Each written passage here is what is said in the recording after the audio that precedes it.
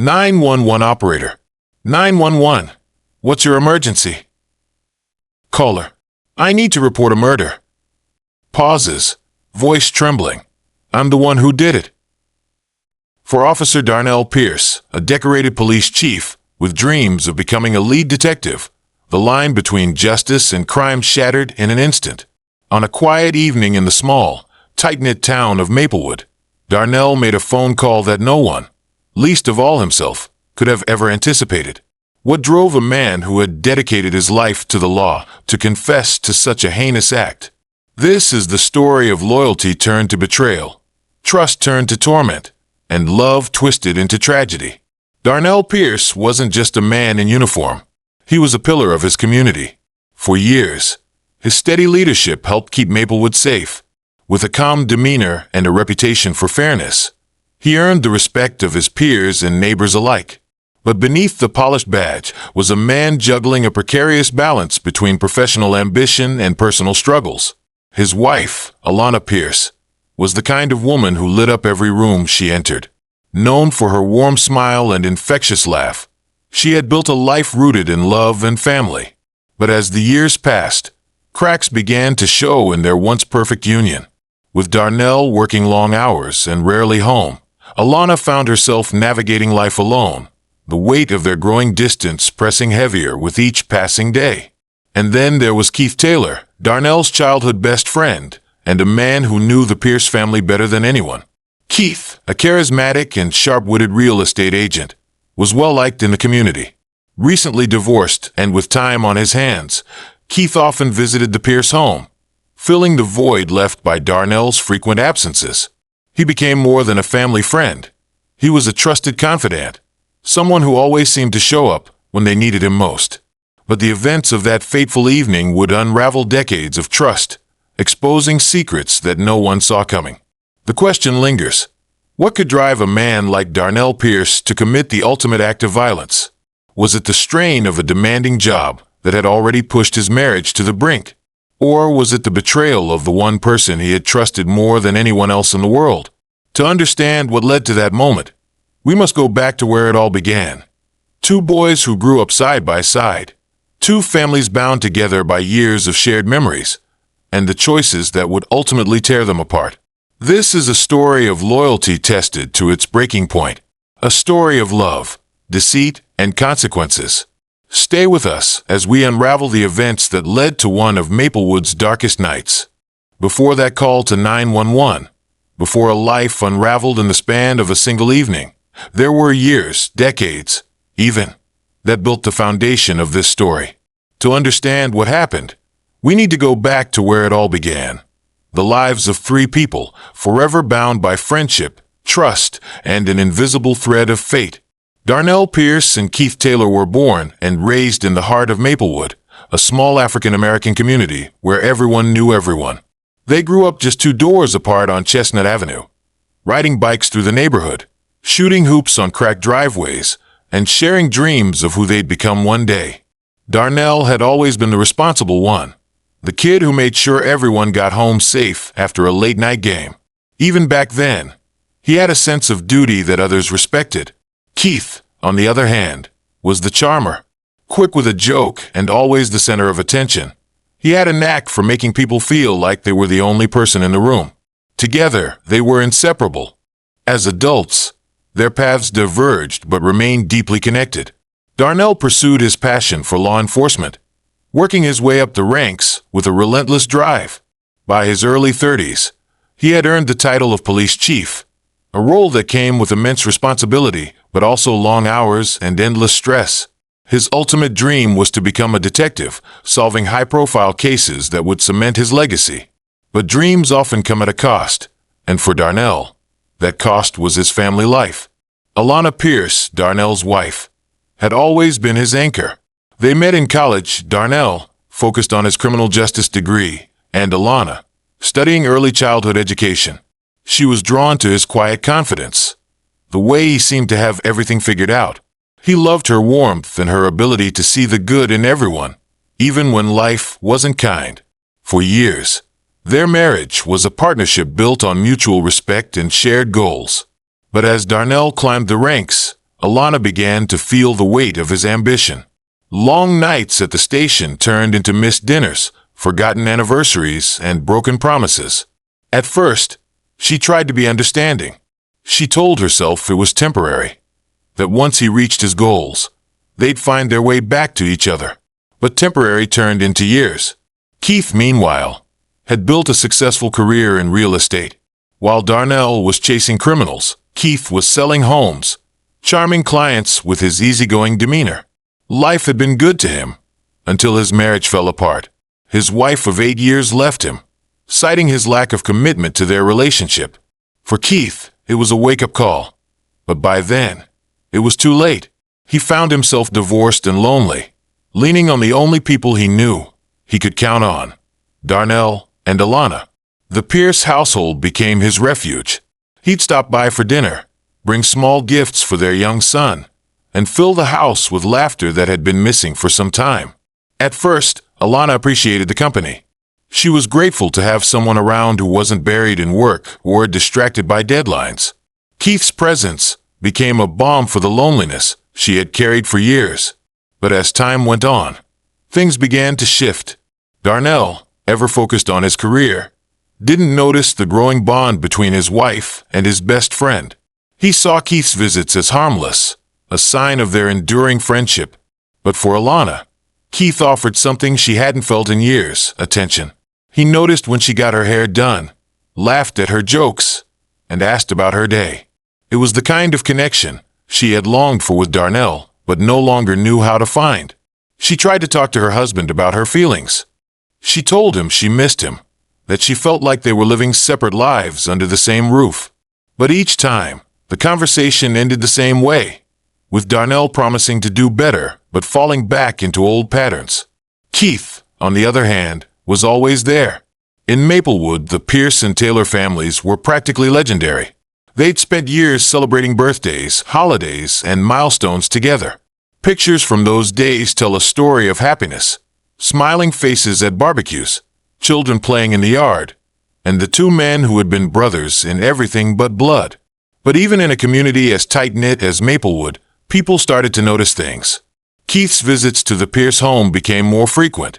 Alana seemed lighter, happier when he was around. Neighbors whispered, but no one dared to say anything out loud. After all, this was Darnell Pierce, police chief, family man, protector of their town. As the months went on, Alana's complaints grew louder, and her patience wore thin. She stopped trying to remind Darnell about important dates like her birthday or their anniversary. Why bother, she thought, when it didn't seem to matter to him? And then there was Keith, always ready to step in, always ready to help. He fixed things around the house, took their son to the park when Darnell was busy, and offered Alana a listening ear when she needed it most. It was never supposed to go further than that, but feelings have a way of growing, especially when they're nurtured in moments of vulnerability. Darnell was so consumed with his work that he didn't notice the subtle changes in his household. He didn't see the way Alana's eyes lingered on Keith a little longer than they should have. He didn't hear the quiet laughter they shared when they thought no one was listening. He didn't realize, until it was far too late, that the bond he thought was unbreakable had already begun to crack. And then, lines were crossed that could never be uncrossed. What began as casual visits and friendly conversations slowly evolved into something else.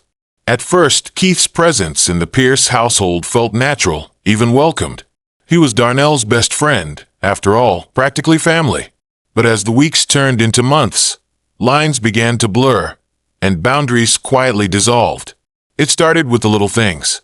Keith would arrive unannounced, a warm smile on his face, and a meal in hand, ready to share a laugh or lend a helping hand.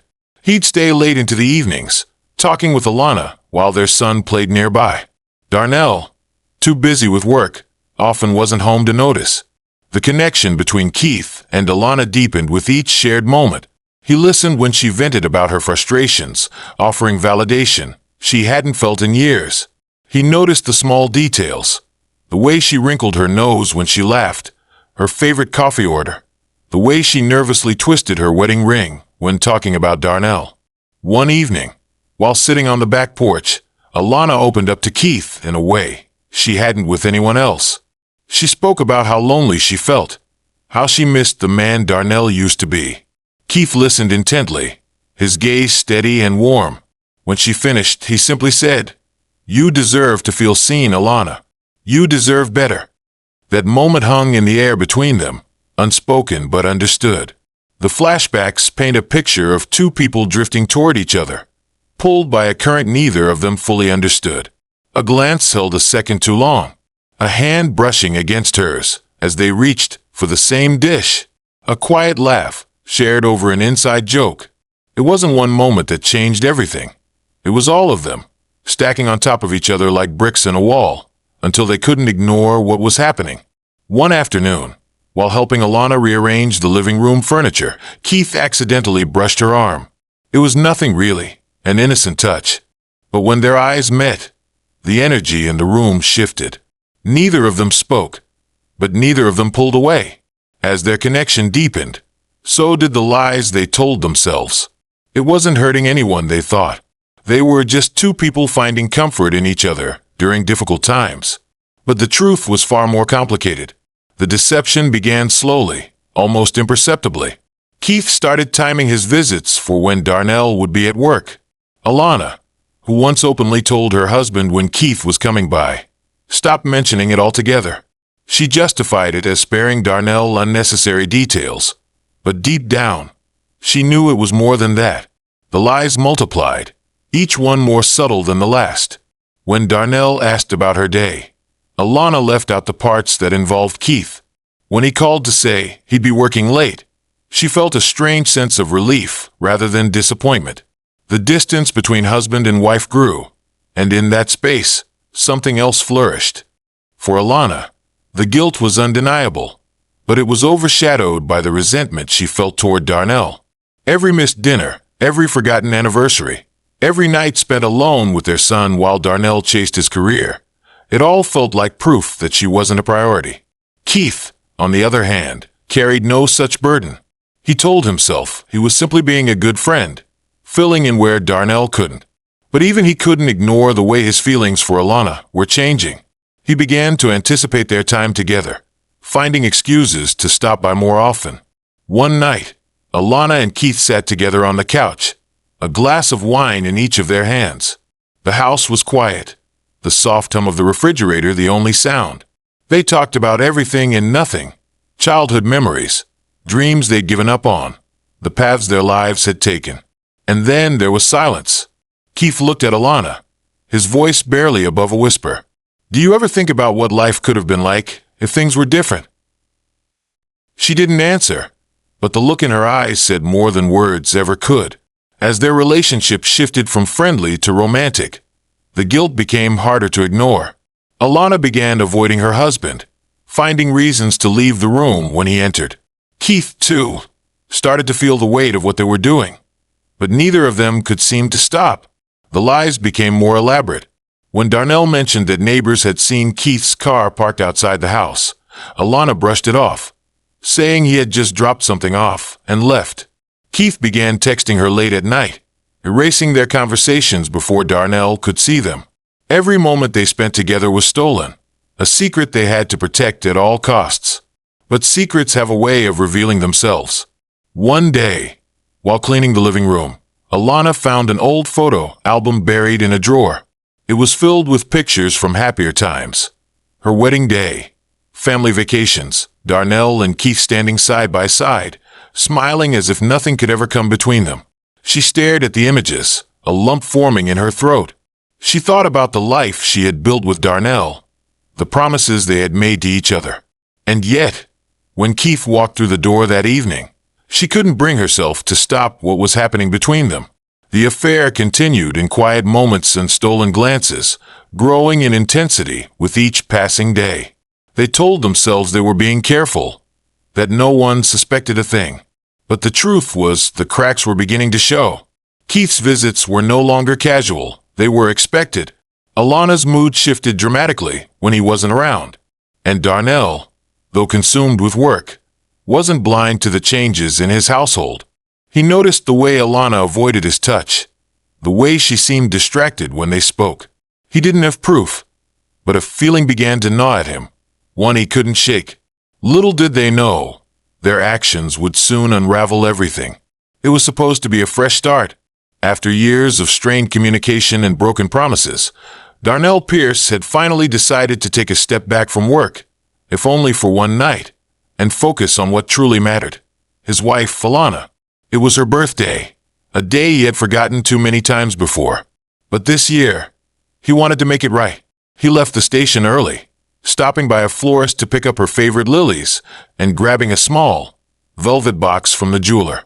Inside was a delicate bracelet engraved with their wedding date, a symbol, he hoped, of their bond and a promise to do better.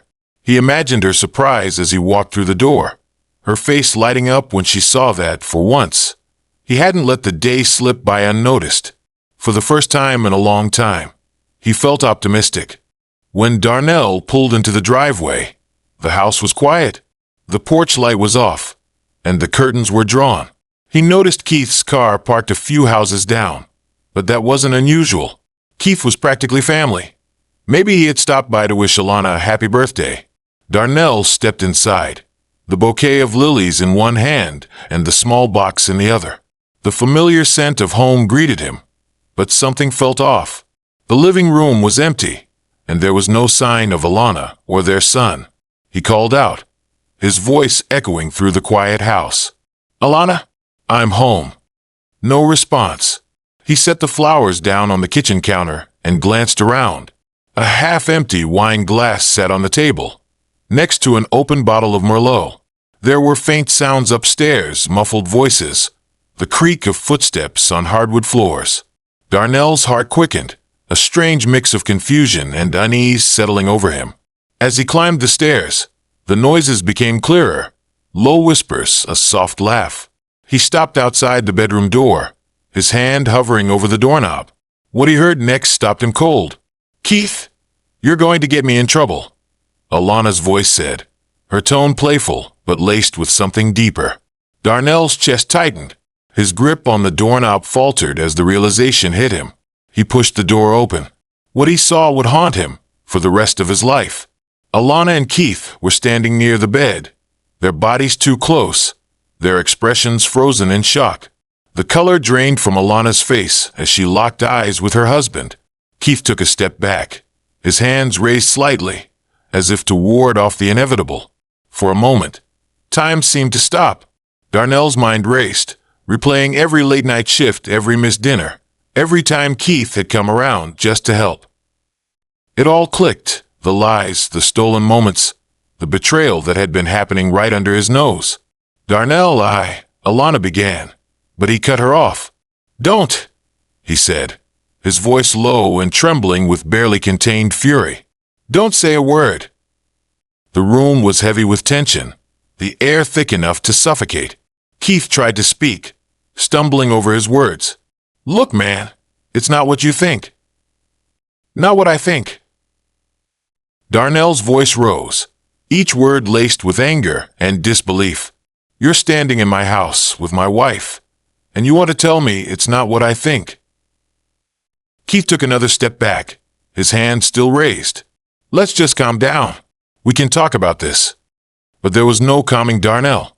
The years of pressure, neglect, and betrayal boiled over in an instant. Darnell's vision blurred with rage as he lunged at Keith, his fists colliding with the man who had once been like a brother to him.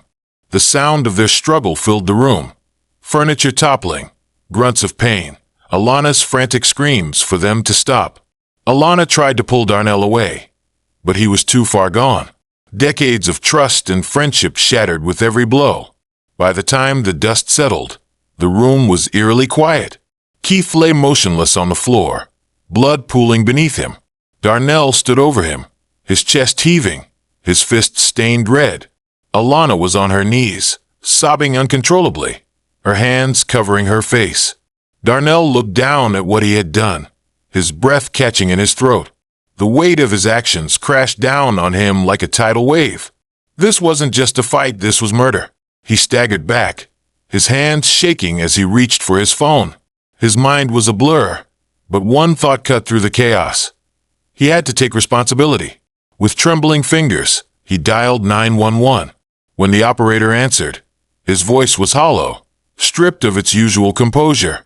"I need to report a murder," he said, his words barely audible. The operator asked for details, but Darnell interrupted, his voice breaking.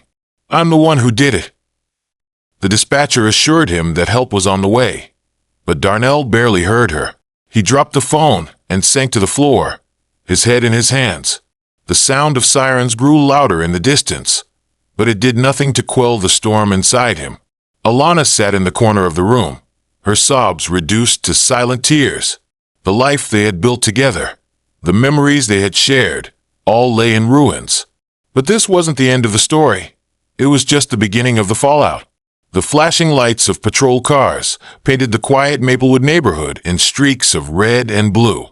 Officers arrived at the Pierce residence within minutes of Darnell's 911 call. For a man who had spent his career enforcing the law, Darnell stood on the front steps of his home, unrecognizable, his uniform disheveled, his hands trembling, and his eyes hollow. As the officers approached, he raised his blood-streaked hands in surrender. "I did it," he said, his voice flat and devoid of emotion. "He's upstairs." Inside the house, the scene was nothing short of devastating. The once cozy bedroom now bore the marks of a violent confrontation. A broken lamp lay shattered on the floor, its bulb flickering weakly. Furniture was overturned, and deep red stains smeared the cream-colored carpet. Keith Taylor's body was slumped near the bed, motionless. The responding officers checked for a pulse, but found none. The fatal wounds were consistent with blunt force trauma, likely from repeated blows to the head.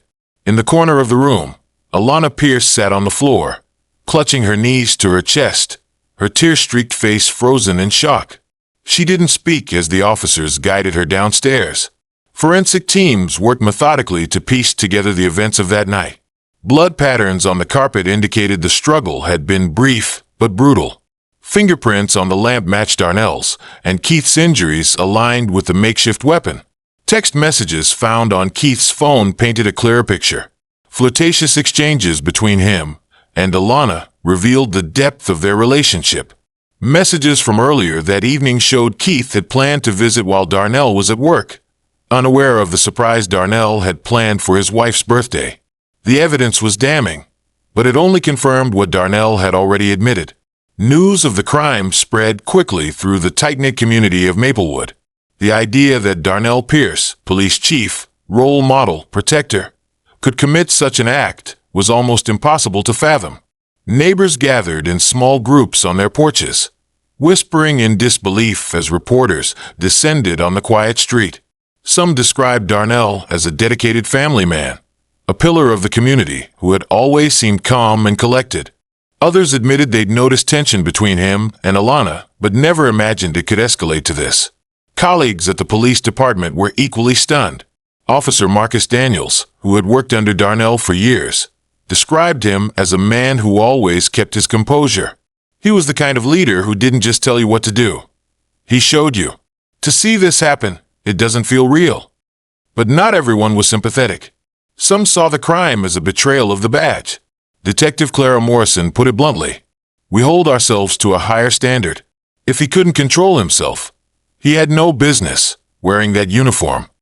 The trial began 3 months later, and the courtroom was packed.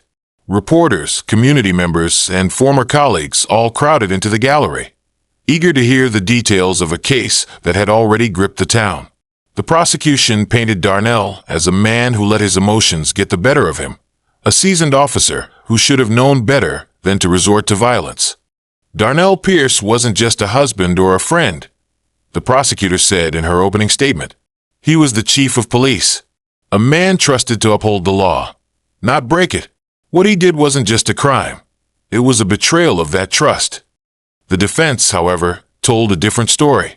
They painted Darnell as a man pushed to his breaking point by years of emotional neglect and betrayal. His lawyer argued that the crime wasn't premeditated but a moment of uncontrollable rage, fueled by the shock of discovering his wife's infidelity. "This is not the story of a cold-blooded killer," the defense attorney said. "This is the story of a man who snapped, a man who found himself in an unimaginable situation." Testimonies from witnesses brought the courtroom to life. Alana took the stand, her voice trembling as she recounted the events of that night. She admitted to the affair, her guilt evident in every word. "I never wanted it to go this far," she said through tears. "I never thought. I didn't think he'd find out like that. And I didn't think it would end this way."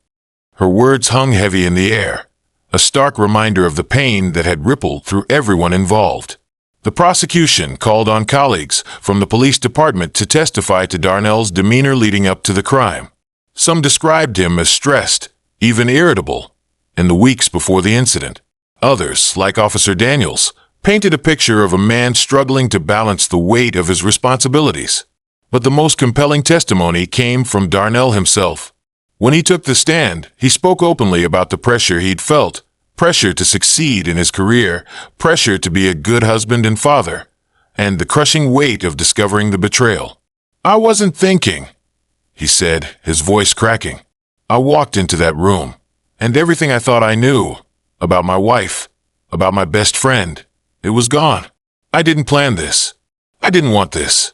But in that moment, I lost myself." The trial stretched on for weeks, with each side presenting evidence and arguments that painted Darnell in vastly different lights. The jury listened intently as forensic experts detailed the sequence of events and psychologists discussed the impact of emotional trauma on decision-making. In their closing arguments, the prosecution asked the jury to hold Darnell accountable for his actions, regardless of the circumstances. "This is not a question of whether Darnell Pierce was hurt or angry," the prosecutor said. "It's a question of whether he had the right to take a life, and the answer is no." The defense, however, urged the jury to consider the context of the crime. "Darnell Pierce is not a monster," the defense attorney said. "He's a man who made a terrible mistake in a moment of unimaginable pain, and he has taken full responsibility for that mistake." When the jury retired to deliberate, the tension in the courtroom was palpable. Hours stretched into a day, and then another, as the town held its breath, waiting for a verdict that would determine the future of one of its most respected citizens. When the decision was finally announced, it shocked everyone. The courtroom was silent as the foreperson of the jury stood to deliver the verdict. All eyes were on Darnell Pierce, a man who had once stood as a symbol of law and order, but now awaited judgment for taking the law into his own hands. "On the charge of second-degree murder," the foreperson began, her voice steady, "we find the defendant guilty." A collective gasp rippled through the gallery, followed by hushed murmurs. Darnell closed his eyes, his shoulders sagging under the weight of the words. The sentence was handed down a week later. 25 years in prison with the possibility of parole after 15. The judge's tone was firm, but not without empathy, as she addressed the court. "Mr. Pierce, your service to this community cannot and will not be ignored," she said. "But neither can the choices you made on that tragic night. The loss of life, the pain inflicted, and the betrayal of trust demand accountability." The decision left the community divided. Some saw the sentence as justice served. They believed Darnell's actions, no matter how emotionally charged, could not be excused. He was supposed to be the example. One neighbor said, "If the chief of police can't follow the law, what kind of message does that send?" Others viewed the punishment as too harsh for a man who had already lost everything. "Darnell's not a bad man," Officer Marcus Daniels said in an interview. "He made a mistake, an unforgivable one, sure, but he's not a monster. 15 years? That's a lifetime for someone like him." The fallout extended far beyond the courtroom. For Alana Pierce, life became a shadow of what it once was. She moved out of the family home, unable to face the memories etched into every corner. The weight of her guilt was immeasurable. Her affair had set events in motion, but she knew the blame wasn't hers alone to bear. She struggled to rebuild her life, haunted by the betrayal that had cost her husband his freedom and her best friend his life. The Taylor family, meanwhile, mourned the loss of Keith in private. His siblings, devastated by the news, wrestled with conflicting emotions. On one hand, they grieved for the brother they had lost. On the other, they couldn't ignore the choices he had made that led to his death. At Keith's funeral, the whispers were hard to ignore. Some spoke of his charm and generosity, while others couldn't help but mention the affair that had ended so tragically. In the weeks following the trial, Maplewood struggled to return to normal. The once close-knit community now seemed fractured, with lines drawn between those who sympathized with Darnell and those who condemned him. The police department, still reeling from the scandal, faced increased scrutiny. The new chief implemented mandatory counseling for officers, hoping to address the pressures that had contributed to Darnell's downfall. Behind bars, Darnell began the slow process of reckoning with his actions. Days turned into weeks as he adjusted to a life stripped of authority and freedom. In letters to his son, he tried to explain the unexplainable. "Everything I did, I thought I was doing for our family," he wrote. "But somewhere along the way, I lost sight of what really mattered. I'll never forgive myself for what I've done, but I hope one day you can find it in your heart to forgive me." Darnell's reflections in prison painted a picture of a man who had spent his life chasing perfection. He had poured everything into his career, believing that success would bring happiness and security to his family. But in his pursuit of ambition, he had neglected the very people he was trying to protect. "I thought if I worked hard enough, I could fix everything," he later said in an interview. "I didn't realize that what they needed most was for me to just be there." His tragedy also raised uncomfortable questions for the community. How had no one seen the signs of trouble? Could someone have stepped in before things spiraled out of control? At town hall meetings and church gatherings, people debated the lessons to be learned. Some blamed the pressures of Darnell's job, while others pointed to the choices made by all three individuals involved. "People think something like this could never happen here," one resident said. "But the truth is, it could happen anywhere. It just takes a few cracks in the foundation for everything to fall apart." As the years passed, the story of Darnell Pierce became both a cautionary tale and a mirror reflecting the fragility of human relationships. It forced people to confront uncomfortable truths about ambition, neglect, and betrayal. For those closest to the tragedy, the wounds never fully healed. Alana lived with the weight of her decisions, Darnell with the consequences of his actions, and the community with the knowledge that they had lost more than one life that night. But could this have been prevented? What does the story say about trust, betrayal, and the fragility of relationships? In the end, it's a question without a simple answer. One that leaves us to wonder how easily the things we hold dear can slip through our fingers.